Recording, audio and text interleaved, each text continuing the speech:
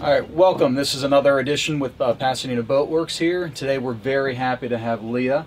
She is from the MTAM, and that is the Marine Trade Association of Maryland. We're going to go through a whole bunch of stuff, but Lia is trying to get a lot of young people back into the marine industry and start cultivating the experiences and the knowledge that you need for the industry, and we're going to talk about how you could possibly get involved as well. So Lia, thank you for being here today. Of course, thank you for having me. You are welcome anytime. We wanted to start with who is the MTAM? Who are they? What do they do? So the Marine Trades Association of Maryland is a group of independently owned marina businesses, so individuals who own marinas, boat yards, specialty repair shops, things of this nature, who are part of an association in order to really give back to their industry and contribute to the healthiest marine industry that they can. And they're passionate about that in their home state, which would be Maryland. Okay. So, and obviously with all the water that we have with the Chesapeake Bay, these businesses are able to really try to promote the marine industry. And so what are the projects that you're working on right now? What are the main aspects that the MTAM is trying to focus on? So the MTAM always has a presence when the legislature's in session in Annapolis, so they're always looking out for bills that come on the floor that have to do with the waterways and the preservation of those. So this is kind of a lobbying to Congress? Yep, okay. so all the stuff a that we aspect. never hear about, we never see it on TV because Right. it's not talked about, but this is what really can help the Bay, the things that people don't see. Right, So, okay. exactly, and things that could be pushed through and have a big impact on your business that you didn't even know people in power were talking about. So one thing we do is keep an eye on that. We've got a great shrink wrap recycling initiative going on. Yep. So we've been doing a lot of coordinating with our partners. So what exactly is that shrink wrap recycling? So for people that don't know what you do with shrink wrap, from what the service shops do, and then how it can become a problem. Right. So my executive director does most of that, forewarning, but obviously boats, when they're winterized, a lot of them are shrink wrapped, so covered in lots of plastic. At the end of the season, it all comes off and often ends in a dumpster and get thrown away. So obviously that's an issue, and we're looking for ways to take that resource and obviously recycle it, use it for something else. So but a lot of that takes coordination. Who's going to pick it up? Who has a use for the end product? How do we get people to sign on? How do we mitigate the costs for doing all of that? So we've got a great project that we're recycling for this splash this year. So I think we're expecting a lot of participation from our partners who are really adamant about the health of the Bay. Yeah. And that is kind of something you almost have to have a passion for this, because this is something that you guys are kind of the background players helping with a lot of things. Just as you said, we don't even necessarily hear about the stuff from Congress, but we certainly didn't know that you helped stoke it. Right. So I guess we should all be thanking the MTAM as one. But what are the things that people that want to get involved in the industry can do? Yeah. If you're a kid who's looking to get into the marine industry, where can they start? Yeah. Well, one of the biggest efforts we have is our workforce development efforts. So I actually coordinate the workforce development coordinator for the MTAM. So most of what I do is reach out to the younger people and say, hey, consider working on boats because all these reasons, right? There's so much demand for people. It's such a great environment to work in. Lots of potential for fun, so much potential for growing up the ladder, for getting further training, and for really making a career and doing something that you can be proud of. It instills amazing confidence to know how something works, to be able to take something apart and put it back together, and yeah, it's just a great sort of culture to be part of. So we have and have had for a few years now, we have an on-the-job training program where we take individuals normally between the ages of about 18 to 24 and place them with one of our partners. And when I say partners, I mean that person who has a marina or a boat yard or a repair shop all up and down the bay, and they have a chance to be really mentored and invested in and shown how a marine business operates, how it works, what that person's options are within that. What are the career paths? How do I get from A to B? What kind of things would I be dealing with or working on? What does it, if I want to be a composite technician, how do I learn how to do that? So, what is a composite technician? Right, and what is a composite technician, yeah. Right? So, and that's a great point that you're making, as far as that you guys are partnering, but you're partnering with a lot of, in this industry, mom and pops. Right. So every business can be run very differently. This isn't a kid that's looking at getting into fast food, and a lot of them are going to be very very similar as far as the on-the-job experience. It's going to be, right. Yep, you're going to learn how to work a fry machine, and how to do this and all that. Whereas in the marine industry, it's very far-reaching and spread apart. Just in getting involved in whether it's going to be working on the sailing side or the power sport side. So if you're going to be on a power boat, or you're going to be on a sailboat, those two worlds can almost be, for some people, the only road they walk down for the rest of their lives. And that's how they get extremely skilled. So where do kids start with even trying to understand if they'd be interested in the marine industry? Right. So we have a couple of really cool videos that we made actually a little bit ago that we have up on our website. All right, so I'll put some links to those. Do. And they're a great way to kind of see, what are you talking about? Like, what does it actually look like? Who's working on these boats? What are they doing on them? And kind of getting a good visual understanding of that. And also our jobs posting on our website, you can scroll through and see where the locations are that are looking for someone who wants to become a tech. So I'll have links to those as well on there for everything. Yeah, okay. Awesome. And what those different businesses are primarily interested. We have everything from sail repair to specialty just engine shops to electronics installment, super niche, to all-inclusive boatyard. You pull your boat in, you expect everything to be fixed there. So lots of different options. Yeah, and a lot of people may not think they have skills for the marine industry, even though they already do. A lot of people that work on the automotive side for electronics installs might be surprised to find out that they basically would be doing a very similar setup on a boat in the marine industry, just with, in general, just more water resistant, high quality material. Right. So that's something that a lot of people who might look at Best Buy for their car installer department could actually be working with a marine industry business. Absolutely. So, all right. Well, then, you were talking about the stuff that you guys are doing with the government on big initiatives. What are the other big plans that you guys have for the MTAM for the long term with the marine industry? Because I know that it doesn't happen overnight, anything. Right. So you guys probably have some things that you're trying to do for the long haul. Are there any things that you can talk about now, or that are in the works? Sure. So one of the things related to that workforce development is we're trying to get a marine service technician apprenticeship registered with the state of Maryland. So that has a lot of moving parts. Part of it is that 6-week on-the-job training I referenced earlier. That part is, pretty tied up. And then the next steps are really pulling in community colleges and stakeholders from the industry to have this conversation of what does related instruction look like, and what's going to. The marine industry really is lacking a lot of education, isn't it? Yeah. It is difficult for the kids who might be watching these videos to see that they have a clear path to a real career, as opposed to maybe just a summer job. Yeah. But that is rapidly changing. So we're seeing courses pop up all over the place. We're seeing interest in course. I got just another call this morning on the way over here of another community college who said, "Hey, what do we need to do to start a marine service tech program?" Because everyone's yelling for technicians, and we want to, as a community college, we want to support the needs of the community, and get those students coming into us real skills that they can go out into the workforce and use. So what are the top, kind of not super specific, but general areas that you guys are trying to say, look, these seem to be the best growing areas? I would think it would be things like diesel technicians for the marine industry would be big. 4-stroke outboard technicians would be big.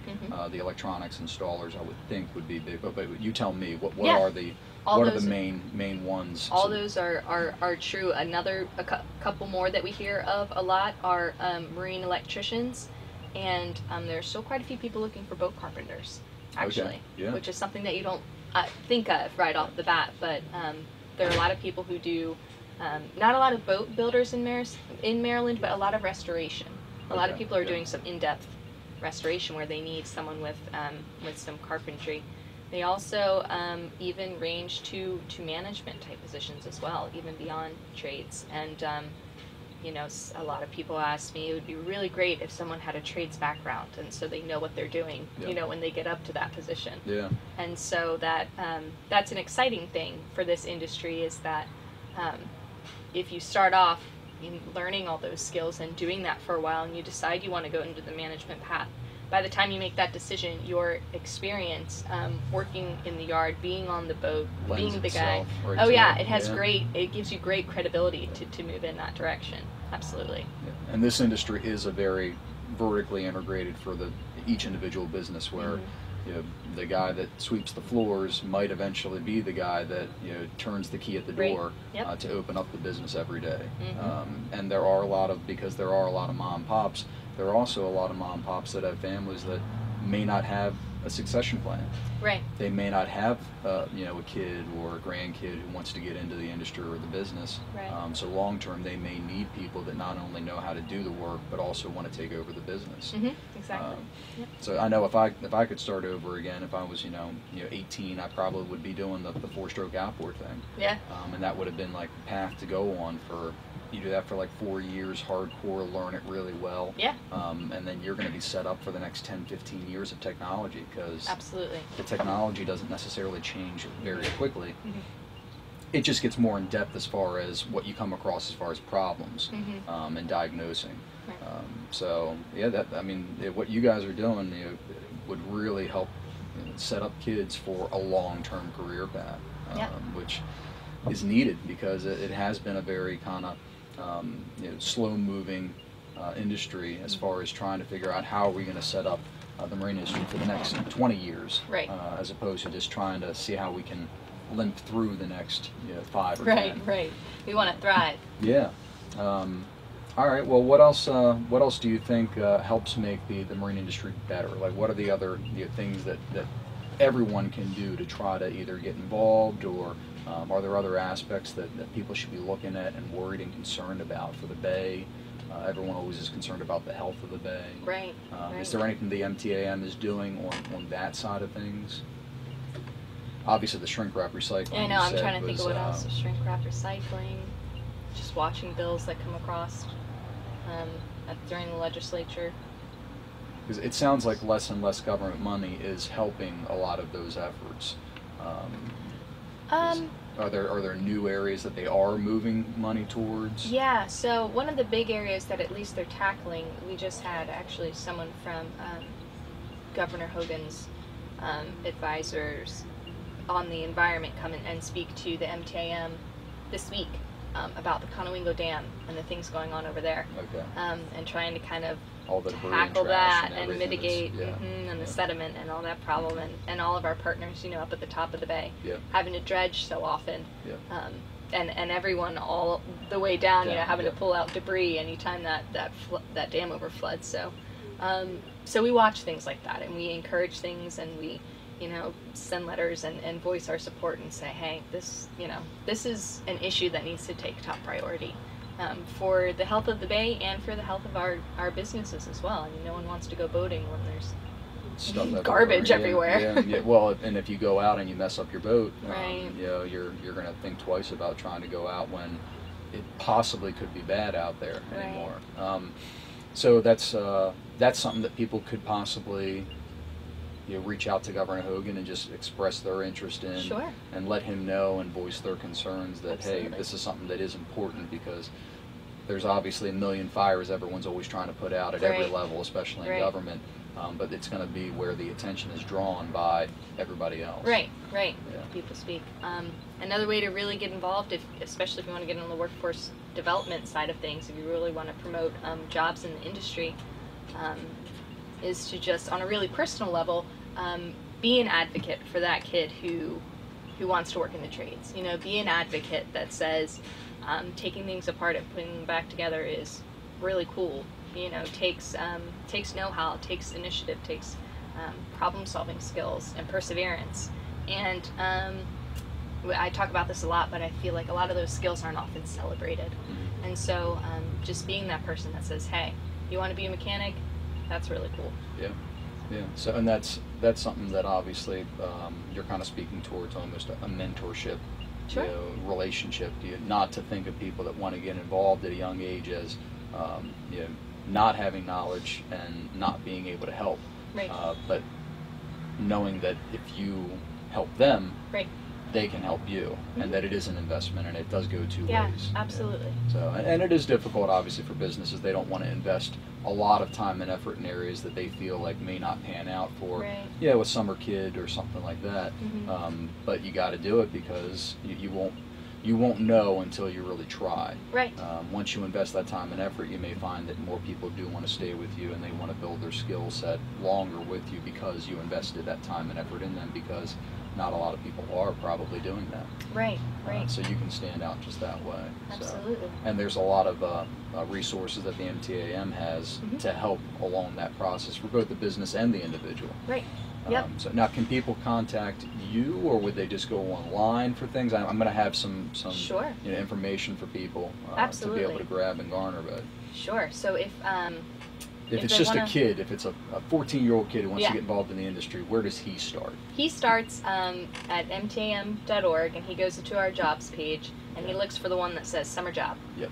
And so he's going to know, I can get that job, I can work over the summer, I can make some money, and I can check this thing out. I can see, I'm thinking about maybe I want to work on boats. What kind of people work on boats? What does my day-to-day look like? What are they doing? And just with the expectation of you make some money over the summer, you get some experience, you go back to school. If you are in the area of, I already pretty much know I want to work on boats, and I'm just looking for that open door, first step, entry level type thing, you again would go to the website and go to find that on the job training opportunities, and you can go through and see our different partners there and apply right online, and just say that count me in, see if I can fit somewhere. If you still have more questions, you can absolutely email me. I don't know if you want to stick the email address. Yeah, I can put your email address. Put it right on there. Yeah. So what are the ages? Are there certain? When I said 14, is that can you start? What age can you really start? Yeah. So 14 is a good idea to start thinking about it. Our partners generally don't hire until 15, 16. I think that's when you can get a permit. So if you're a freshman, sophomore, junior in high school, you could easily get a summer job. Okay. So that would be a combination of the work school permit kind of thing through the MTAM, but they'd start with you. Right. Yeah. Okay. All right. So then we're now here in March right now. Right. So this gives kids lead time. By the what is the timeline for you guys as far as placing people? When do you need all the applications and everything like that? You need time ahead of time, so you guys can't wait until July. Right. Well, there's not much of the summer left at that point, right? Yeah. So what is the timeline for kids now? So if you're looking for a summer job, now's the time. Okay. Right? Carpe diem. Go check those out and apply. If you're looking, if you're beyond that point, if you've got your diploma and you're looking to really start at entry level, that's pretty much ongoing at this point. Okay. So we do year-round recruitment, and you can start almost any time. So. Okay, so carpe diem for the kids right now. Right. Is there anything that's really exciting you about the things that you guys are doing right now? What is the number one thing you're focused on that you think has the best traction going forward? Yeah, the number one thing I'm focused on that I'm really excited about is the increase in those training opportunities for the industry going forward. I think that the availability of a pathway and a course that you can go to learn the basics about working on boats is really going to open up the pipeline. It's really going to give the idea and the option that going into this industry is available, and it's a pretty straightforward thing to do, and it's a great decision. So I'm really excited to see those programs kind of get up and running, and just kind of help amplify this idea of this is a viable option. This is a good idea. Working on boats is, it's lucrative, it's rewarding, and it's pretty fun. Yeah, and that is something that that a lot of young people are looking for, is something that not only is just a job, Right. but does give you some kind of fulfilling. Absolutely. You not only have goals during the day and weeks and months and everything, but over the years you just see how different your skills were from the beginning. Even a couple years, Oh, yeah. you could be restoring a boat on your own, whereas day one, you were just kind of going between a flathead and a Phillips, Right. Kind of a setup, Right. Which is incredible with this industry, that you can see that much that can come out Mhm. in a fairly quick time. But it takes effort. Mhm. It is hard, but you can really come away with feeling really fulfilled Absolutely. from that. Yeah. So, anything else that you want to share with us, Leah, on the marine industry, MTAM, or I know that you're also part of the ABYC. Oh, yeah. Who are they? What do they do? Yeah, American Boat and Yacht Council. So they're the standards guys. They say they publish a book of technical standards that really tell you how to repair a boat in the safest way possible. Right? They do a lot of certifying as well, and training for really that upper crest of what you're doing. Yeah. So ABYC's standards and certifications hold a lot of weight in the industry. So they have recently come out with a fundamentals curriculum that these schools, high schools, and community colleges have started picking up in order to sort of teach the basics of working on a boat. And it's really exciting that they've done this, because the industry already recognizes ABYC certifications as something that carries weight. Okay, someone Sure, probably yeah. knows what they're doing. I feel okay letting them work on this multi-million-dollar boat. That the buck stops at me. Yep. But so I feel confident trusting this individual. So having that on your resume straight off the bat is huge. is huge. Absolutely, Yeah, and really an encouraging thing. So yes, I was recently appointed to the board, and because they're starting to get really serious about this workforce development issue too. They're Congratulations, that's saying, great. Thank you very Yeah, much. that's very Yeah, good. Yeah. it's quite an honor. Yeah. But they sort of looked over at MTAM and saw how gung-ho we are about this, and sort of going around and knocking on all the doors of community colleges and Department of Labor and every school in between, and they said, hey, help us help you Yeah. direct the best efforts and get the best results from these The workforce perfect partner development for you moves. guys. That is the Yeah, perfect partner. it's Absolutely. been really cool to see these things, and with their recent donation from Evinrude, all these engines and a pretty sizable dollar amount. They've also been sort of feeding into that. Okay, let's get people trained. Let's give them what they need to work on boats. This really is basically. an exciting time for young people. If they Yeah. want to get involved, they're having so much help Yeah, provided to them at absolutely. no cost, and there's Mhm. a clear pathway. I mean, obviously they still need to do the work, they still Oh, need yeah. to put in the time, the effort, and get the know-how. Mhm. But everything is surrounding them right now to try to help prop them up and get them up the channel very Oh quickly. yeah, oh yeah. The opportunities are amazing. I mean, especially when you talk about right out of the gate, out of high school, you can start earning money immediately and getting training and moving right on up. So it is exciting. Yeah. Well, I'm looking forward to seeing everything else that continues to come out of ABYC, MTAM, and yourself, Leah. Thank you. Thank you for being here and talking with us, and we'll definitely have to have you back talking about updates and seeing whether or not we can't get a bunch more young people in this industry. I'd love it. Thanks, Nick. All right, thank you.